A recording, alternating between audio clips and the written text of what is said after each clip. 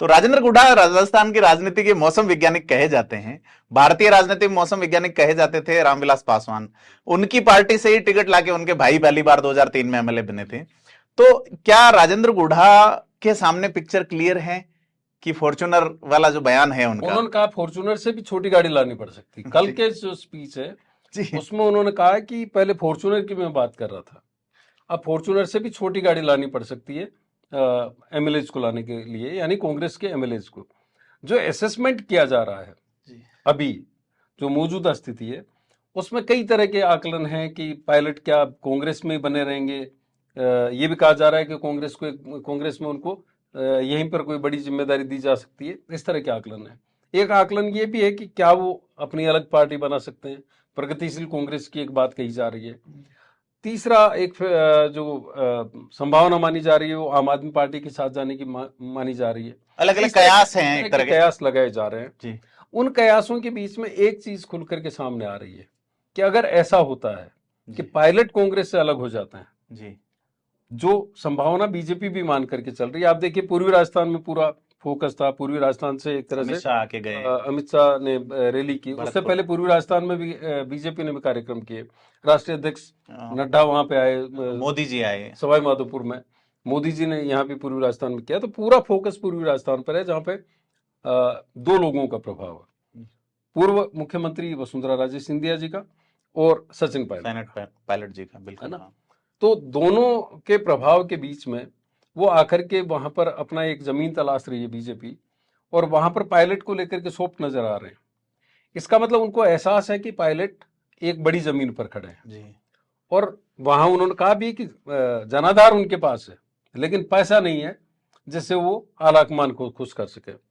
तो एक आकलन जो राजनीतिक तौर पे किया जा रहा है, खास तौर पर जो एजेंसीज कर रही है, उनको ये लगता है कि अगर पायलट कोई दूसरा स्टैंड लेते हैं तो हो सकता है चुनावी लड़ाई बीजेपी वर्सेस पायलट के खेमे में हो जी, और कांग्रेस तीसरे और चौथे नंबर की लड़ाई में जी आ जाए।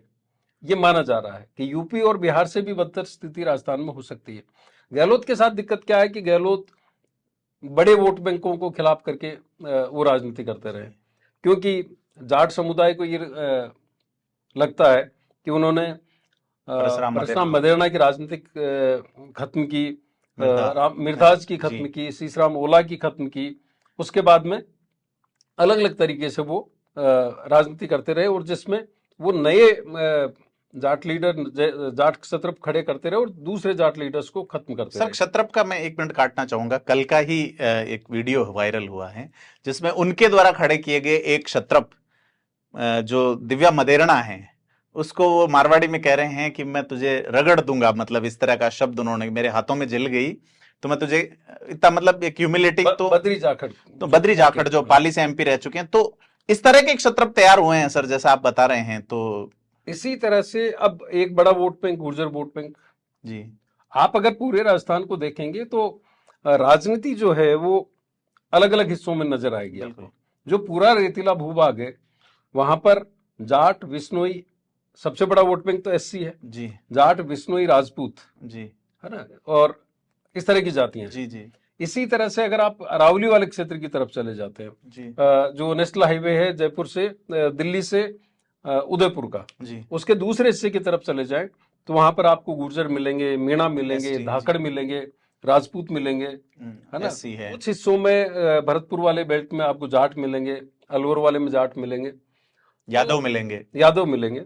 तो उनमें जो बड़े वोट बैंक है जी, जातीय आधार वाले हैं, वो कहीं न कहीं अशोक गहलोत से किन्हीं के कारणों से नाराज है। उधर जाट और विश्नोइयों में नाराजगी है, इधर गुजरों में नाराजगी है। ऐसे में कांग्रेस किस तरह से चीजों को सहेज करके चलेगी, ये अपने आप में बड़ी बात है। और इसीलिए जो आकलन किया जा रहा है राजनीति के जानकारों के स्तर पर और इंटेलिजेंस एजेंसीज के स्तर पर, उसमें यह माना जा रहा है कि अगर चुनाव उन स्थितियों में होता है तो एक तो वो त्रिकोणीय नहीं होगा, चतुष्कोणीय हो सकता है, क्योंकि आप हनुमान बेनीवाल को बिल्कुल दरकिनार नहीं कर सकते, वो उनकी अपनी प्रेजेंस होगी। उस स्थिति में वो मान करके चल रहे हैं कि चुनाव बीजेपी वर्सेस पायलट हो सकता है और तीसरे चौथे नंबर की लड़ाई में हो सकता है कांग्रेस चली जाए।